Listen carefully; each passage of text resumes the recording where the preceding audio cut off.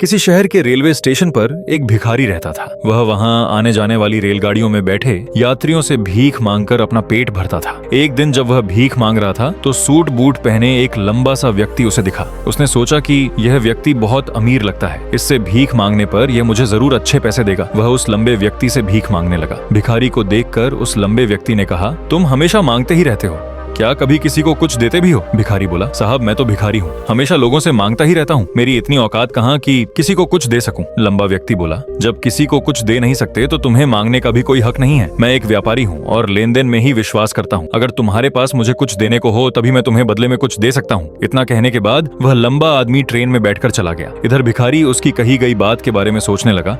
उस लंबे व्यक्ति के द्वारा कही गई बात उस भिखारी के दिल में उतर गई। वह सोचने लगा कि शायद मुझे भीख में अधिक पैसा इसीलिए नहीं मिलता क्योंकि मैं उसके बदले में किसी को कुछ दे नहीं पाता हूँ, लेकिन मैं तो भिखारी हूँ, किसी को कुछ देने लायक भी नहीं हूँ, लेकिन कब तक मैं लोगों को बिना कुछ दिए केवल मांगता ही रहूंगा। बहुत सोचने के बाद उस भिखारी ने निर्णय किया कि जो भी व्यक्ति उसे भीख देगा उसके बदले में वह भी उस व्यक्ति को कुछ जरूर देगा। लेकिन अब उसके दिमाग में यह प्रश्न चल रहा था कि वह खुद भिखारी है, तो भीख के बदले में वह दूसरों को क्या दे सकता है। इस बात को सोचते हुए 2 दिन हो गए, लेकिन उसे अपने प्रश्न का कोई उत्तर नहीं मिला था। तीसरे दिन जब वह स्टेशन के पास बैठा हुआ था तभी उसकी नजर कुछ फूलों पर पड़ी जो स्टेशन के आसपास के पौधों पर खिल रहे थे। उसने सोचा, क्यों ना मैं लोगों को भीख के बदले कुछ फूल दे दिया करूं। उसको अपना यह विचार अच्छा लगा और उसने वहां से कुछ फूल तोड़ लिए। अब वह ट्रेन में भीख मांगने पहुंचा।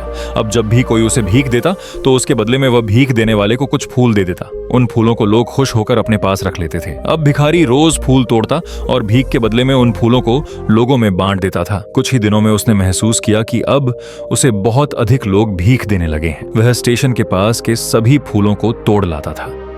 जब तक उसके पास फूल रहते थे तब तक उसे बहुत से लोग भीख देते थे, लेकिन जब फूल बांटते बांटते खत्म हो जाते तो उसे भीख भी नहीं मिलती थी। अब रोज ऐसा ही चलता रहा। एक दिन जब वह भीख मांग रहा था तो उसने देखा कि वही लंबा व्यक्ति ट्रेन में बैठा है, जिसकी वजह से उसे भीख के बदले फूल देने की प्रेरणा मिली थी। वह तुरंत उस व्यक्ति के पास पहुंच गया और भीख मांगते हुए बोला, आज मेरे पास आपको देने के लिए कुछ फूल है, आप मुझे भीख दीजिए तो बदले में मैं आपको कुछ फूल दूंगा। उस लंबे व्यक्ति ने उसे भीख के रूप में कुछ पैसे दे दिए और भिखारी ने कुछ फूल उसे दे दिए। उस लंबे व्यक्ति को बात बहुत पसंद आई।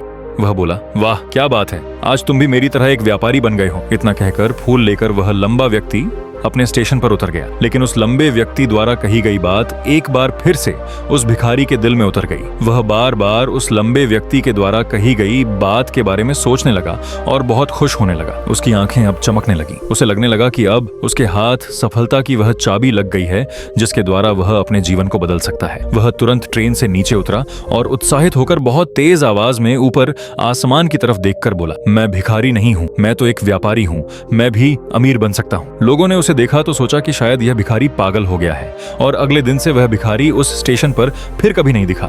लेकिन 6 महीने बाद इसी स्टेशन पर 2 व्यक्ति सूट बूट पहने हुए यात्रा कर रहे थे। दोनों ने एक दूसरे को देखा तो उनमें से एक ने दूसरे से हाथ मिलाया और कहा, क्या आपने मुझे पहचाना? दूसरा व्यक्ति बोला, नहीं, क्योंकि मेरे हिसाब से हम लोग पहली बार मिल रहे हैं। पहला व्यक्ति बोला, नहीं, आप याद कीजिए, हम पहली बार नहीं बल्कि तीसरी बार मिल रहे हैं। दूसरा व्यक्ति बोला, मुझे याद नहीं, वैसे हम पहले 2 बार कब में थे? अब पहला व्यक्ति मुस्कुराया और बोला, हम पहले भी 2 बार इसी ट्रेन में मिले थे।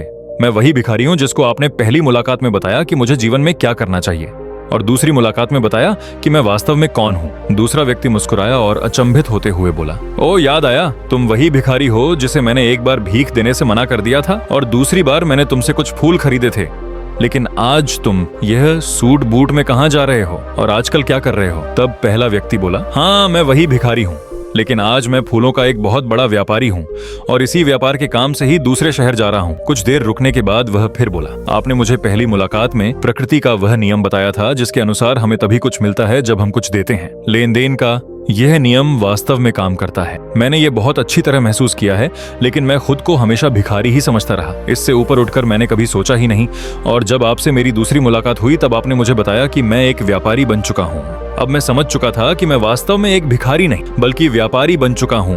मैंने समझ लिया था कि लोग मुझे इतनी भीख क्यों दे रहे हैं, क्योंकि वह मुझे भीख नहीं दे रहे थे बल्कि उन फूलों का मूल्य चुका रहे थे। सभी लोग मेरे फूल खरीद रहे थे क्योंकि इससे सस्ते फूल उन्हें कहाँ मिलते। मैं लोगों की नजरों में एक छोटा व्यापारी था, लेकिन मैं अपनी नजरों में एक भिखारी ही था। आपके बताने पर मुझे समझ आ गया कि मैं एक छोटा व्यापारी हूँ। मैंने ट्रेन में फूल बांटने से जो पैसे इकट्ठे किए थे उनसे बहुत से फूल खरीदे और फूलों का व्यापारी बन गया। यहाँ के लोगों को फूल बहुत पसंद है और उनकी इसी पसंद ने मुझे आज फूलों का बहुत बड़ा व्यापारी बना दिया। दोनों व्यापारी अब खुश थे और स्टेशन आने पर साथ उतरे और अपने अपने व्यापार की बात करते हुए आगे बढ़ गए। दोस्तों, इस कहानी से हमें बहुत कुछ सीखने को मिलता है। कहानी में लंबा व्यापारी गिव एंड टेक के नियम को बहुत अच्छी तरह जानता था। दुनिया के सभी बड़े व्यापारी इसी जीवन के नियम का उपयोग करके सफल हुए हैं। इस फार्मूले को उसने भिखारी को भी बताया। भिखारी ने इस प्राकृत नियम को अपना लिया और इसका असर उसके जीवन में साफ दिखाई देने लगा। उसने अपनी सोच बदली